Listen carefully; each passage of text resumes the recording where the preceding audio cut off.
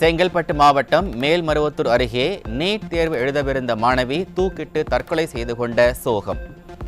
NEET ரத்து என்ற ஸ்டாலினின் பொய் வாக்குறுதிகளால் அடுத்தடுத்து மாணவர்கள் தங்கள் இன்னுயிரை மாய்த்துக் கொள்ளும் பரிதாபம். செங்கல்பட்டு அருகே மாணவி நீட் தேர்வு அச்சத்தால் தன் இன்னுயிரை மாய்த்துக் கொண்ட நிலையில் உங்களுக்கு இப்போது கூட மனசாட்சி உறுத்தவில்லையா என ஸ்டாலின் அரசுக்கு எதிர்க்கட்சி தலைவர் கேள்வி. இத்தனை மாணவ மாணவியரின் மரணங்களுக்கு உரிய நீதியை மக்கள் நிச்சயம் வழங்குவார்கள், ஊழ்வினை உறுத்து வந்து ஊட்டும் என காட்டம்.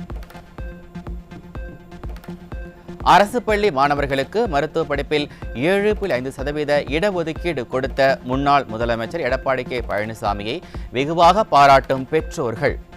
எங்களை போன்ற ஏழை எளியோர் மருத்துவ படிப்பு நோக்கி வர உத்வேகம் கொடுத்தவர் முன்னாள் முதலமைச்சர் என புகழாரம். பையன் இப்போ நீட் எக்ஸாம் எழுத வந்திருக்கிறான். நாங்கள் அரசு பள்ளியில் தான் என்னோடய பையன் படிக்கிறான். இந்த 7.5 வந்ததுனால தான் நாங்கள்லாம் இந்த நீட் எக்ஸாமுக்கு எழுதுறதுக்கு வர்றோம். ஒருவேளை இது வரலைன்னா என் பையன் அந்த MBBS கனவுன்றது இல்லை. ஏன்னா இந்த 4 நீட் வர்றதுக்கு முன்னாடி அரசு பள்ளியில் படித்தவங்கலாம் கிட்டத்தட்ட வருஷத்துக்கு 3 பேர் 4 பேர் தான் போயிருப்பாங்க. நீங்கள் எந்த டேட்டாவை எடுத்து பார்த்தாலும் இந்த 7.5 வந்ததுக்கு பின்னாடி தான் 400 பேர் 500 பேர் போகிறாங்க. இல்லாத ஏழை மாணவர்கள், அதாவது ரொம்ப வறுமை கோட்டு கீழே உள்ளவங்க கூட மருத்துவராக முடியுது. ED, IT, CBIயை கண்டு அஞ்சிக் கொண்டிருப்பவர்கள் அறிவாலயத்தில் இருக்கலாம். கோமாவில் இருந்த முரசொலி மாறனை இலாக்கா இல்லாத அமைச்சராக நிலைக்கச் செய்ய கூட்டணி சேவகம் செய்வதற்கு நாங்கள் என்ன திமுகவா என அதிமுக தலைமை நிலைய செயலாளர் SP வேலுமணி கடும் விமர்சனம். 2026 சட்டமன்ற தேர்தலில் தமிழக மக்கள் திமுகவின் வெற்றி விளம்பர ஸ்டாலின் மாடல் ஆட்சிக்கு முடிவு கட்டி வீட்டுக்கு அனுப்புவது நிச்சயம் எனவும் உறுதி. ஸ்டாலின் அரசு கடந்த 4 ஆண்டுகளாக மக்களுக்காக எதையும் செய்யாமல் விளம்பரத்தை மட்டுமே நம்பி ஆட்சி நடத்தி வருவதாக முன்னாள் அமைச்சர் SP வேலுமணி குற்றச்சாட்டு. கோவை புறநகர் தெற்கு மாவட்ட கழகம் சார்பில் கிணத்துக்கடவு பகுதியில் நடைபெற்ற பூத் கமிட்டி நிர்வாகிகளுக்கான ஆய்வுக் கூட்டத்தில் அவர் இதனை தெரிவித்தார். ராணிப்பேட்டை மாவட்டம் இச்சிபுத்தூரில் உள்ள MRF தனியார் டயர் தொழிற்சாலையின் தொழிலாளர்கள் விரோத போக்கை கண்டித்து அடிப்படை உரிமைகளை பெற பேச்சுவார்த்தை நடத்தச் சென்ற அதிமுகவினர் கைது. தொழிலாளர் விரோத ஸ்டாலின் அரசின் அலட்சியத்தால் தனியார் தொழிற்சாலை ஊழியர்கள் வஞ்சிக்கப்படுவது தொடர்கதையாகி வருவதாக வேதனை. முதலமைச்சர் ஸ்டாலின் கையாளாகாத முதலமைச்சர் ஸ்டாலின் காவல்துறை ஏவல்துறையாக மாற்றும் ஸ்டாலின் காவல்துறை ஏவல்துறையாக மாற்றும் ஸ்டாலின் காவல்துறை காவல்துறை போலீஸ் அராஜகம் போலீஸ் அராஜகம் போலீஸ் அராஜகம் கையாளாகாத முதலமைச்சர் ஸ்டாலின் கையாளாகாத முதலமைச்சர் ஸ்டாலின் கையாளாகாத முதலமைச்சர் ஸ்டாலின். சேலம் மாவட்டம் பனமரத்துப்பட்டி அடுத்த நாழிக்கல்பட்டியில் தோட்டத்தில் பூப்பறித்த 7 வயது சிறுமிக்கு பாலியல் தொல்லை கொடுத்த 78 வயது முதியவருக்கு போக்சோ. தமிழகத்தில் பிஞ்சு குழந்தைகள் பாலியல் அத்துமீறல்களால் அஞ்சி நடுங்கும் சூழலில் அப்பா ஸ்டாலின் அரசு ஆழ்ந்த உறக்கத்தில் இருக்கிறதா என மக்கள் கேள்வி. தஞ்சை அருகே 8 வயது சிறுமியிடம் சாக்லேட் வாங்கி தருவதாக கூறி இருசக்கர வாகனத்தில் அழைத்துச் செல்லும் போது சிறுமி கூச்சலிட்டதால் பாதி வழியில் இறக்கிவிட்டு தப்பி ஓடிய நபர் போக்சோவில் சிக்கினார்.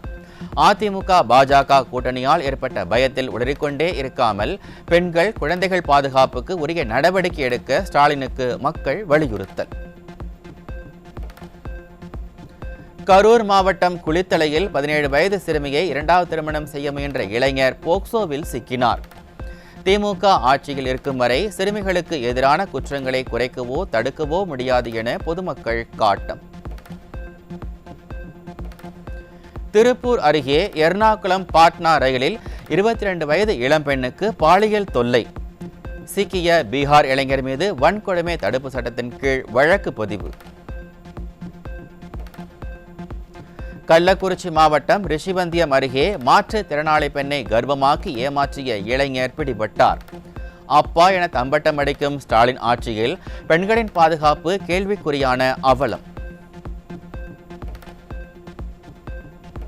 கரூர் மாவட்டம் குளித்தலையில் கோவில் பூச்சொரிதல் விழாவின் போது ஓரமாக ஆடுமாறு கூறிய ஆத்திரத்தில் 17 வயது சிறுவன் கத்தியால் குத்தி கொடூர கொலை. தீய சக்தி ஸ்டாலின் ஆட்சியில் சட்டத்தின் மீதான பயம் துளிக்கூட இல்லை என்பதற்கு இது போன்ற கொலைகளே சாட்சி என மக்கள் விமர்சனம்.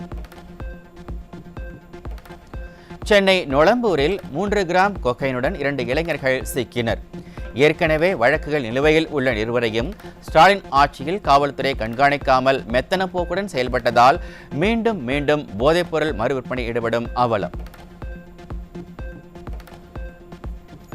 அப்பா மகன் ஆட்சியில் வேலூர் மாவட்டம் பேர்ணாம்பட்டு அருகே கோட்டைசேரியில் அப்பா மகன் இணைந்து வீட்டில் காய்ச்சி பதுக்கி வைத்திருந்த 10 லிட்டர் கள்ளசாராயம் சிக்கியது.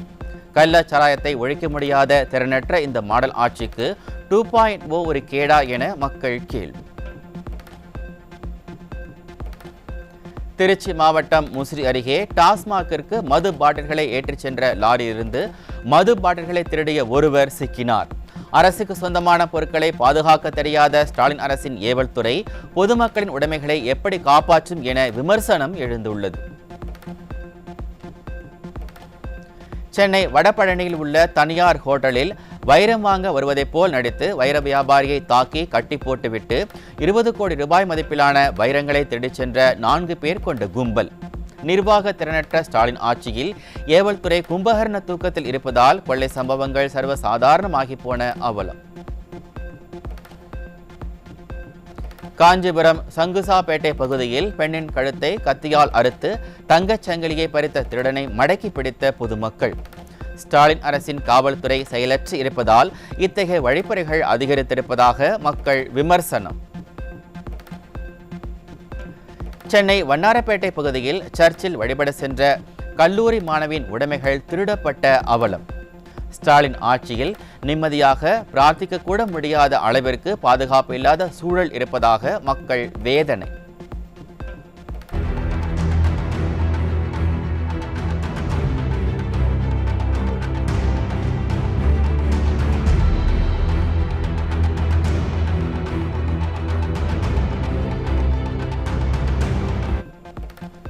திருப்பூர் மாவட்டம் பல்லடம் அருகே சொத்து பிரச்சினை தொடர்பாக தம்பியின் குடும்பத்தின் மீது அண்ணன் கொலைவெறி தாக்குதல் நடத்திய காட்சிகள் வெளியாகியுள்ளன.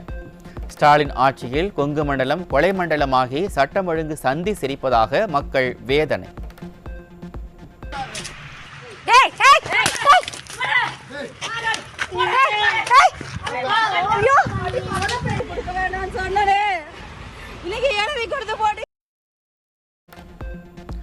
கடலூர் மாவட்டம் திட்டக்குடி அருகே ரேஷன் அரிசி கடத்திய நபரை பொதுமக்கள் பிடித்து போலீசாரிடம் ஒப்படைத்தனர். ஸ்டாலின் ஆட்சியில் ரேஷன் பொருள் கடத்தல் அதிகமாகியுள்ள நிலையில் காவல்துறை கண்டுகொள்ளாததால் மக்களே களத்தில் இறங்கி கொள்ளையர்களை பிடிக்கும் அவலம். கிருஷ்ணகிரி மாவட்டம் ஹோசூர் அருகே பல கோடி ரூபாய் மதிப்புடைய புதையலை எடுத்தருவதாக கூறி பண மோசடி செய்த 10 பேர் சிக்கினர். ஸ்டாலின் ஆட்சியில் காவல்துறை மீதான அச்சமின்மை காரணமாக மோசடி கும்பல் கைவரிசை காட்டி வருவதாக மக்கள் விமர்சனம். நாகையைச் சேர்ந்த 30 மீனவர்கள் மீது கடற்கொள்ளையர்கள் நடத்திய தாக்குதலால் அச்சமடைந்துள்ள மீனவர்கள் கடலுக்கு செல்லாமல் வேலைநிறுத்த போராட்டம். 27 கிராமங்களைச் சேர்ந்த நாட்டுப்படகு மீனவர்கள் மாநில சுயாட்சி என வெற்று விளம்பரம் செய்யும் ஸ்டாலின் அரசு மீனவர்களின் பாதுகாப்பை உறுதி செய்ய உரிய நடவடிக்கை எடுக்க வேண்டும் என கோரிக்கை விடுத்துள்ளனர். தமிழகத்தில் மாற்றுத்திறனாளி அரசு ஊழியர்கள் சொந்த ஊருக்கு பணியிட மாற்றம் பெற முடியாத நிலையால் அவதி. அரசாணைகளை அலட்சியப்படுத்தும் விடியா அரசின் அதிகாரிகளால் பரிதவிக்கும் மாற்றுத்திறனாளி அரசு ஊழியர்கள் மாற்றத்திற்கான உரிமையை உறுதி செய்ய நடவடிக்கை எடுக்க வேண்டும் என வலியுறுத்தல். தாம்பரம் மாநகராட்சிக்கு உட்பட்ட முடிச்சூர் வரதராஜபுரத்தில் மழையில் மின்சார கம்பி தண்ணீரில் விழுந்து மிதக்கும் காட்சிகள் வெளியாகியுள்ளன. மழை நின்று 1 மணி நேரம் ஆன பிறகு புகார் தெரிவித்தும் மின்சாரத்துறையினர் துரித நடவடிக்கை எடுக்கவில்லை என மக்கள் குற்றச்சாட்டு. திருவள்ளூர் மாவட்டம் கும்மிடிப்பூண்டி அருகே சூறைக்காற்று வீசியதில் அனுமதியின்றி வைக்கப்பட்ட பேனர் பறந்து மின்கம்பியில் விழுந்ததால் பல மணி நேரம் மின்வெட்டு. அனுமதியின்றி வைக்கப்பட்ட பேனர்களை முன்னெச்சரிக்கையுடன் அகற்றாத ஸ்டாலின் அரசுக்கு மக்கள் கடும் கண்டனம். திருவள்ளூர் மாவட்டம் ஆவடியில் அறிவிக்கப்படாத மின்வெட்டால் 2 மணி நேரம் இருளில் அமர்ந்து மாணவர்கள் நீட் தேர்வு எழுதியதாக குற்றச்சாட்டு. பல்வேறு இன்னல்களுக்கு இடையே திமுகவால் ஏமாற்றப்பட்ட மாணவர்கள் நீட் தேர்வு எழுதும் நிலையில் முறையாக மின்சாரம் கூட கொடுக்காத ஸ்டாலின் அரசுக்கு பெற்றோர்கள் கண்டனம். திண்டுக்கல் மாவட்டம் கொடைக்கானல் அருகே 3 நாட்களாக மின்சாரமின்றி தவிப்பதாக 5 கிராமங்களைச் சேர்ந்த மக்கள் குற்றச்சாட்டு. கத்தரி வெயில் வாட்டி வதைக்கும் நிலையில் ஸ்டாலின் அரசு மின்வெட்டை பரிசீலித்திருப்பதாக மக்கள் வேதனை. சென்னை பெருநகர வளர்ச்சி குழுமத்தின் டெண்டர் ஊழலை வெளிக்கொணர்ந்த பத்திரிகையாளரை அவர் செயல்பட்ட புலனாய்வு பிரிவிலிருந்து இரவோடு இரவாக அதிகாரத்தை பயன்படுத்தி வேறு இடத்திற்கு மாற்றிய திராவிட மாடல் அரசு. ஸ்டாலின் மாடலின் ஊழலை வெளிக்கொண்டு வரும் பத்திரிகையாளர்களை மிரட்டி அடக்கி ஒடுக்கும் விடியா திமுகவிற்கு பத்திரிகை சுதந்திரம் பற்றி பேச என்ன அருகதை உள்ளது என பத்திரிகையாளர்கள் காட்டம். சென்னை பெருநகர வளர்ச்சி குழுமம், வடசென்னை வளர்ச்சி திட்டம் உள்ளிட்ட உள்கட்டமைப்பு பணிகளுக்கு அறிவிக்கப்பட்ட மதிப்பு டெண்டர் விடும்போது 100% உயர்ந்ததால் அதிர்ச்சி. கமிஷன், கலெக்ஷன், கரப்ஷன் என செயல்படும் மக்கள் விரோத ஸ்டாலின் அரசு இருக்கப்போகும் ஓராண்டில் வளர்ச்சி என்ற பெயரில் மக்கள் வரிப்பணத்தை வாரி சுருட்ட பார்ப்பதாக மக்கள் விமர்சனம்.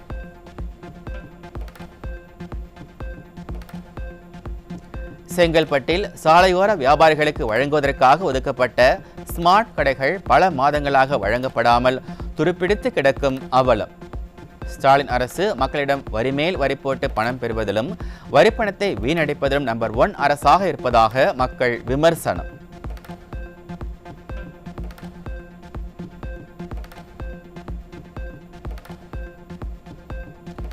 சென்னை மற்றும் சுற்று வட்டாரத்தில் பகல் முழுவதும் கத்திரி வெயில் சுட்டெரித்த நிலையில் மாலை நேரத்தில் பரவலாக மழை. வெப்பம் தணிந்து குளிர்ச்சியான சூழல் நிலவுவதால் மக்கள் மகிழ்ச்சி.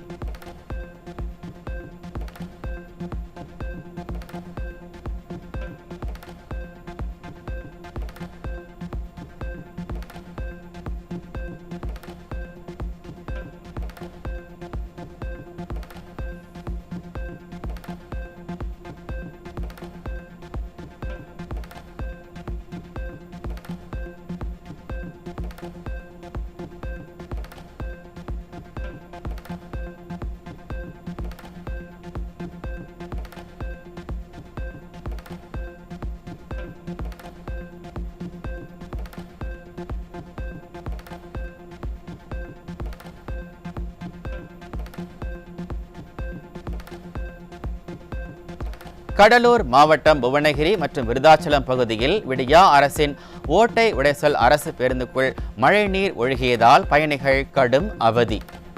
வரிகளை பல மடங்கு உயர்த்திருந்த ஸ்டாலின் அரசுக்கு மக்களுக்கு தேவையான வசதிகளை உயர்த்த மனமே இல்லையா என மக்கள் கேள்வி.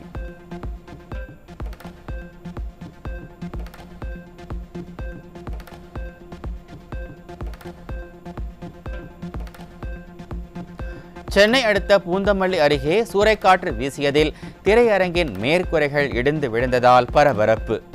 சூறைக்காற்றுக்கு இடையே படம் பார்க்க வந்த ரசிகர்கள் ஓட்டம் பிடித்தனர். தமிழகத்தில் இன்று செங்கல்பட்டு, திருப்பத்தூர், காஞ்சிபுரம் உள்ளிட்ட பல்வேறு பகுதிகளில் சூறைக்காற்றுடன் பரவலாக மழை பெய்தது. கோவையில் வீசிய சூறைக்காற்றில் இளைஞர் சிக்கி திணறிய காட்சிகள் வெளியாகின.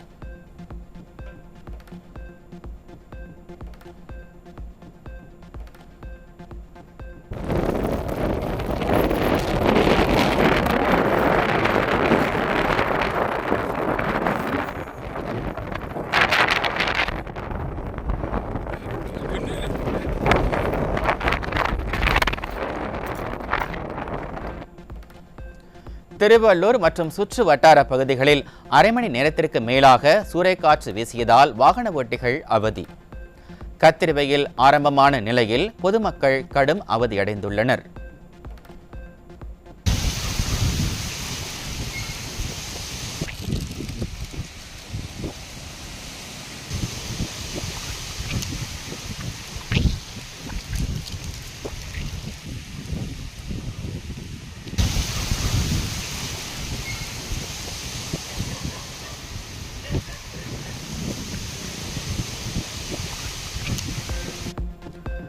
உலக புகழ்பெற்ற மதுரை சித்திரை பெருவிழாவின் 6ஆம் நாளில் தங்க வெள்ளி ரிஷப வாகனங்களில் எழுந்தருளி பக்தர்களுக்கு அருள் பாலித்த மீனாட்சி சுந்தரேஸ்வரர் மாசி வீதிகளில் வலம் வந்த சுவாமி அம்பாளை அலைகடலுடன் திரண்ட பக்தர்கள் கொட்டும் மழையிலும் கொடைப்பிடித்தவாறு வழிபாடு.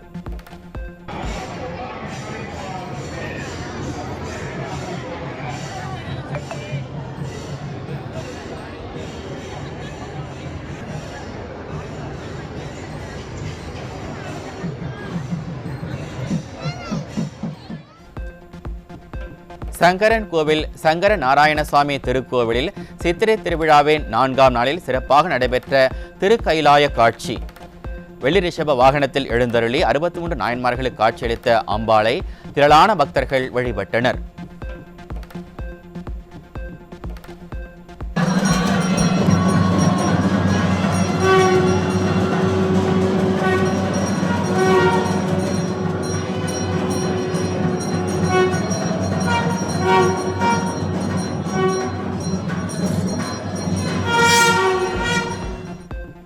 இந்த ஆண்டு கோடைக்கால வெப்பநிலையில் நியூ நார்மல் எனும் மாற்றம் ஏற்பட்டிருப்பதாக பேரிடர் நிபுணர்கள் எச்சரிக்கை. சென்னை உள்ளிட்ட நகரங்களில் வெப்பநிலை 38 டிகிரியை கடந்து உயரும் என்பதால் பொதுமக்கள், வாகன ஓட்டிகள், அரசு மற்றும் தனியார் துறைகள் முன்னெச்சரிக்கைகளை மேற்கொள்ளவும் நிபுணர்கள் அறிவுறுத்தல். நெல்லை வண்ணார்பேட்டை பகுதியில் சாலையில் சென்ற மக்களை அச்சுறுத்தி கார் கண்ணாடிகளை உடைத்த மர்ம நபரால் பொதுமக்கள் அச்சம். ஏடிஎம் எந்திரத்தை அந்த மர்ம நபர் உடைத்த நிலையில் காவல்துறை உரிய நடவடிக்கை எடுக்க வேண்டும் என மக்கள் கோரிக்கை. ஊடகம் மற்றும் பொழுதுபோக்கு துறைகளை ஒன்றிணைக்கும் வகையில் மும்பையில் நடைபெற்ற முதல் வேவ்ஸ் மாநாடு. இதுவரை 69,113 திரைப்படங்களுக்கு மத்திய அரசு சான்று வழங்கியிருப்பதாக தகவல். சென்னை கொழும்பு விமானத்தில் பயங்கரவாதிகள் உள்ளனர் என சைபர் காவல்துறைக்கு மின்னஞ்சல் மூலம் மிரட்டல் வந்ததால் பரபரப்பு. தமிழக காவல்துறையிடம் நவீன மென்பொருள், வன்பொருள் நிபுணர்கள் இல்லாததால் குற்றவாளிகளை கண்டறிய முடியாததால் போலி மிரட்டல்கள் தொடர்கதையாகும் அவலம். மத்திய பிரதேசத்தில் திடீர் நிலநடுக்கம் ஏற்பட்டது. மாலை 5:10 மணி அளவில் ஏற்பட்ட நிலநடுக்கம் ரிக்டர் அளவுகோலில் 3.5 பதிவானதாக தகவல்.